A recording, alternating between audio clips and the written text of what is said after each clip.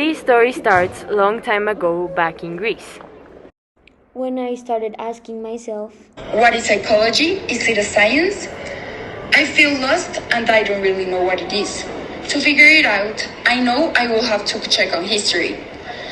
Let's go back to Greece. But is psychology a philosophy? I have so many questions, so let's start. To begin with, I have clear that all philosophers talk about the human mind and the connection between the mind, the body, and our behavior. Who are they? They all explain similar things, but in totally different ways. For example, I heard Socrates and his student Plato explain psychology through dialogues. I know it sounds crazy, but they used the dialectic method instead of writing. Can you believe that? They used to affirm that knowledge is innate.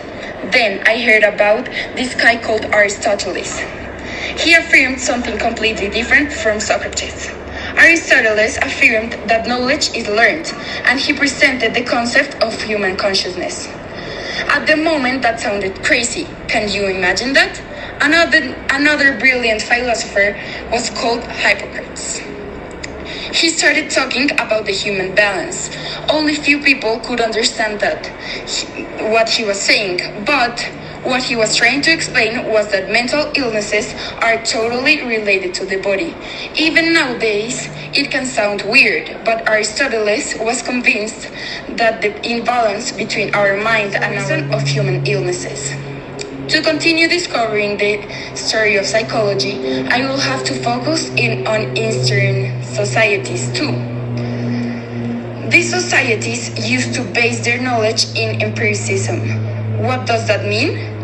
Empiricism is the psychological doctrine that, compared to rationalism, affirms that any type of knowledge comes from experience, whether it be internal experience, such as reflection, or external experience, such as sensations, and that is the only basis. China, with its Buddhism, presented a philosopher called Confucius. He used to analyze the difference about mental and physical realities. On the other hand, far away from China, there was Galen. This physician talked about the brain as a source of emotions and thoughts. He used to say that talking was a way of having a therapy and that the brain is connected to the muscles. When I hear about all these characters, the story of psychology starts to make sense. Nowadays, we go to therapy to talk, and it feels great to know the origin of this. To continue, there was Ahmed, who talked about the way body affects mind. He introduced the idea of mental illness and depression. Through empiricism, we can also find characters such as René Descartes, who said, "I think, therefore I am," and Gall, who introduced phrenology, what we commonly know as pseudoscience. To continue with, there was also Kant, who presented not qualified data and believed that psychology could not be a science. This all sounds incredible. I cannot believe how all of them were trying to define the same concept and ended up presenting totally different ideas. In these Eastern societies, there was a man called Freud. He was the one who talked about our conscious and unconscious parts of the mind.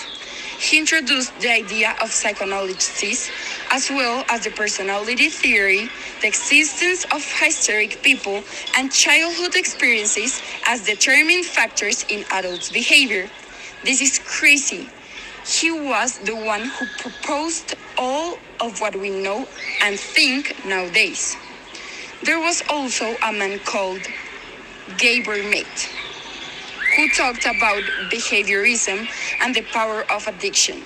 On the other hand, there were characters such as Rogers, Frank, and several others who proposed the humanistic part of empirical psychology.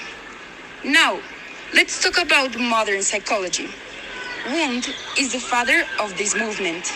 He defined psychology as a separated field in college and created the first lab of psychology. He used to teach the scientific method, and because of this, he had important students such as Titchener, who presented structuralism as the content of mind, and Jameson Margaret, who presented the continued process of consciousness and the way behavior works.